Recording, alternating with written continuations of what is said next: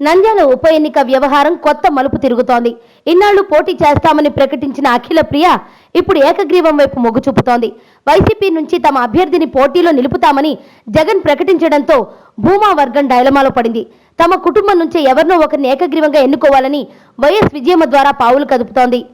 నంద్యాల ఉప ఎన్నికలకు సమయం దగ్గర పడుతుండటంతో తాజాగా తన సోదరుడు బ్రహ్మానందరెడ్డి పోటీకి దిగుతాడని, ఆయన ఏకగ్రీవంగా ఎన్నిక కావడానికి సహకరించాలని కోరుతూ ఏపీ టూరిజం మంత్రి భూమా అఖిల ప్రియ వైకాపా అధ్యక్షుడు వైఎస్ జగన్ తల్లి విజయమ్మను కలిసినట్టు తెలుస్తోంది.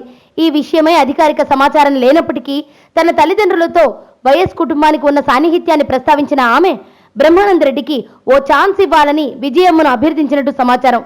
మరోవైపు టీడీపీ నుంచి టికెట్ ఆశిస్తున్న శిల్పా వర్గం భూమా వర్గం మధ్య తీవ్ర పోటీ నెలకొంది. చంద్రబాబు ఇద్దరు వర్గాల మధ్య రాజీ చేయడానికి చేసిన ప్రయత్నాలు విఫలమవడంతో బాబు పక్కన పెట్టారు. ఇప్పుడు అఖిల ప్రియే మొత్తం ఉప ఎన్నికకు సంబంధించిన భారాన్నంతా తన మీద వేసుకుంది. కాగా ఇప్పటికే వైసీపీ తరపున తాను బరిలో ఉంటానని గంగుల ప్రతాపరెడ్డి చెప్పారు. మరోవైపు నంద్యాల వైసీపీ ప్లీనరీలో కర్నూలు జిల్లా నేతలు నియోజకవర్గ ఇన్ఛార్జి రాజగోపాల్ రెడ్డి పేరును తెరపైకి తీసుకువచ్చారు.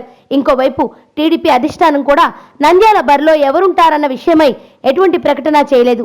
సీటు తమ కుటుంబానిదే కాబట్టి తమకు అవకాశం ఇవ్వాలని భూమా కుటుంబం, పార్టీలో అనాదిగా ఉంటున్న తనకు అవకాశం ఇవ్వాలని శిల్పా మోహన్ రెడ్డి పట్టుబడుతుండటంతో నంద్యాల రాజకీయం ఆసక్తికరంగా మారింది.